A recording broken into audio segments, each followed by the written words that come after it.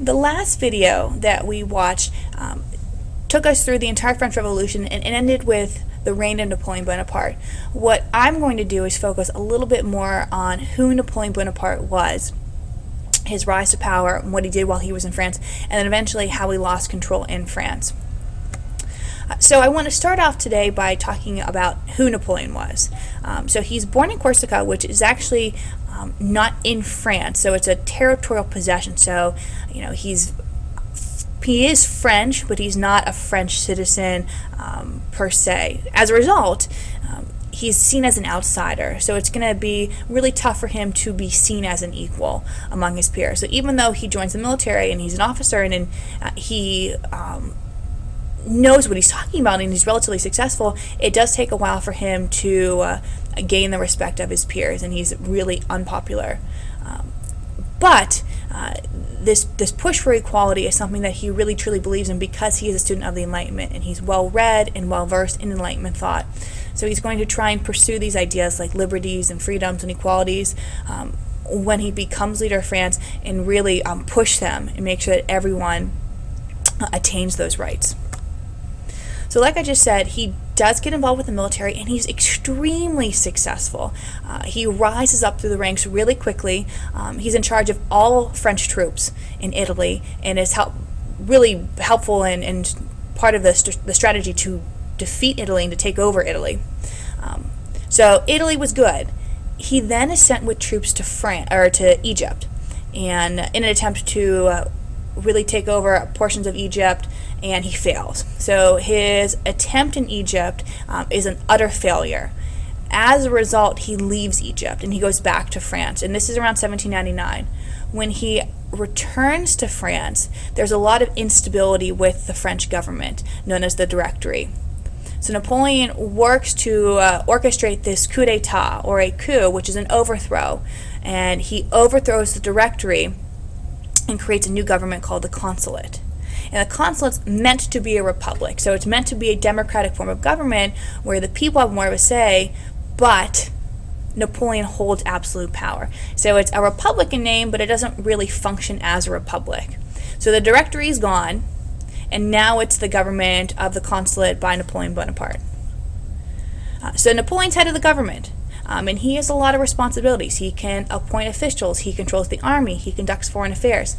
So this is very, very similar to absolutism. And this is what France had just spent the last 10 years working against and working to remove. And now with Napoleon Bonaparte in charge, we've kind of reverted all the way back to that, so pre-1789 France. By 1804, Napoleon makes himself emperor of France. So we have pretty much come full circle by 1804. So what I want to do is look at some of the territory that falls underneath the control of Napoleon. Because Napoleon and France are constantly at war, and because he's such a good military strategist, he's able to take over large portions of Europe, and the empire of France greatly expands to encompass large portions of Europe.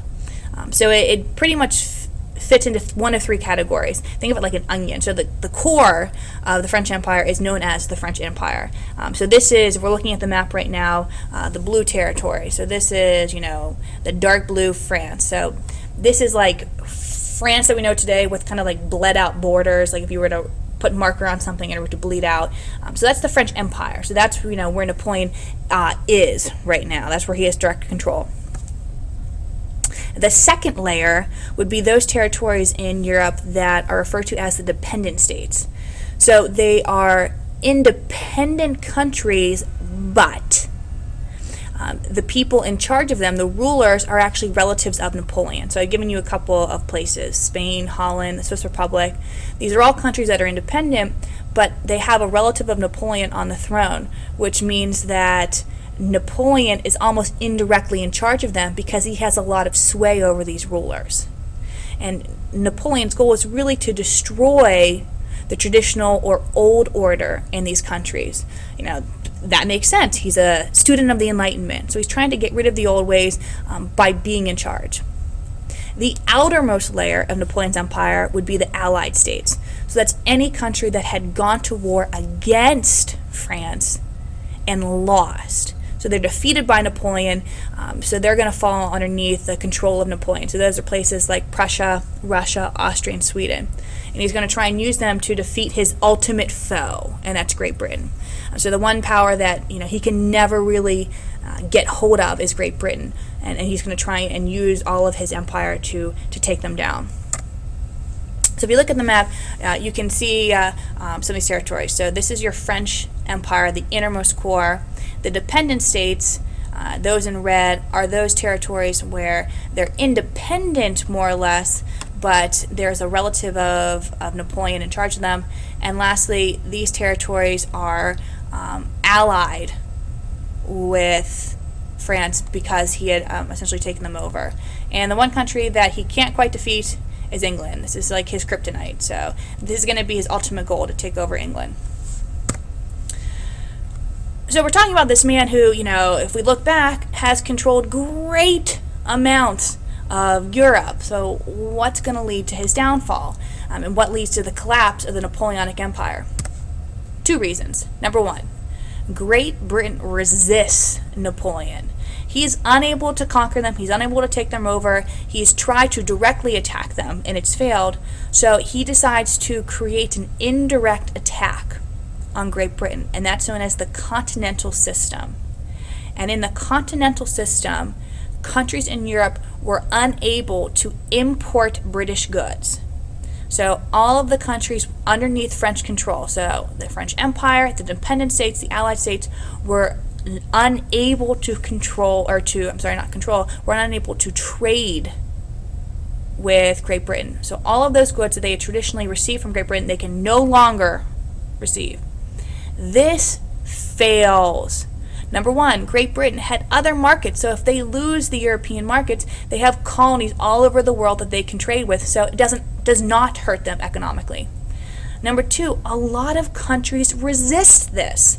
Now goods are becoming more expensive. They're not accessible. So there's going to be a lot of trading going on in the black market, and countries are still going to be trading with Great Britain. So this is very frustrating to Napoleon. He's trying to take down Great Britain, and not everyone is agreeing with his plan. A byproduct of this is nationalism. And nationalism is this, what you identify with. So people who have a common language or a common religion or some type of symbol, it's an identity. So think about when you watch the Olympics and the American bobsled team is going, and you don't know any bobsledders, but you root for them because they're American. So that's your sense of nationalism.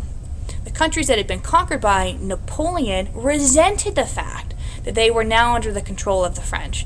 So this sense of nationalism started to bubble up and rise over as countries no longer wanted to be underneath the control of a different country in a different territory. So let's talk about his defeat then.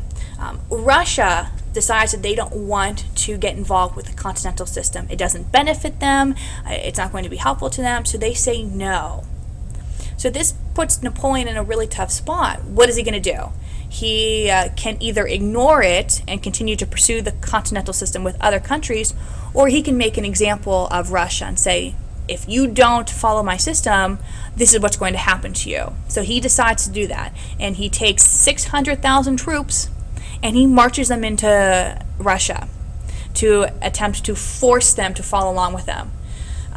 But he's not prepared for what Russia then does. Instead of fighting this all-out battle, the Russians retreat farther and deeper into Russia. And as they're retreating, they use something called scorched earth. So they burn everything, all crops, all houses, anything. So by the time the French get there are no resources available to them.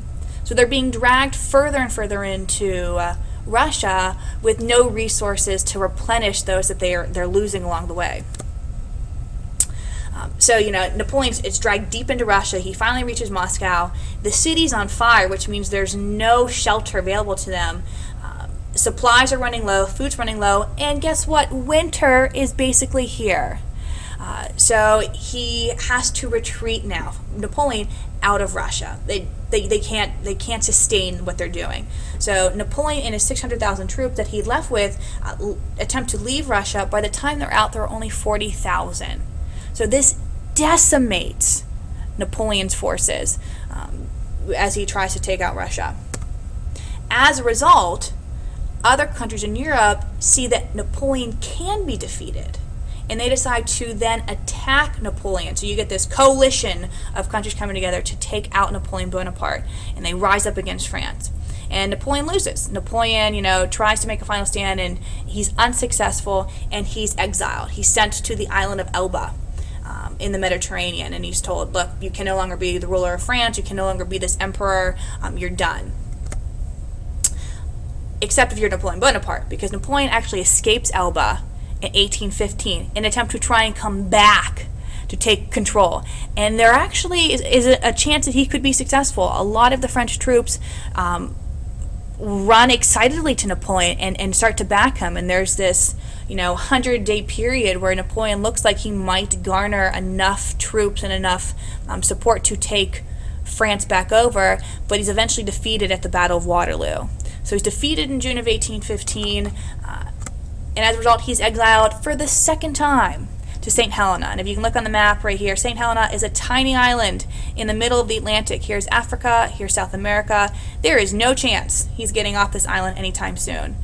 So he is exiled to St. Helena in 1815, and he dies in 1821. So this is the story of Napoleon. Napoleon's defeat in 1815 pretty much seals the end of the French Revolution. So we started in 1789. Napoleon's defeat in 1815 is the end of the French Revolution, and what we'll look at next is, how does Europe then deal with the mess that was created during this 26-year period.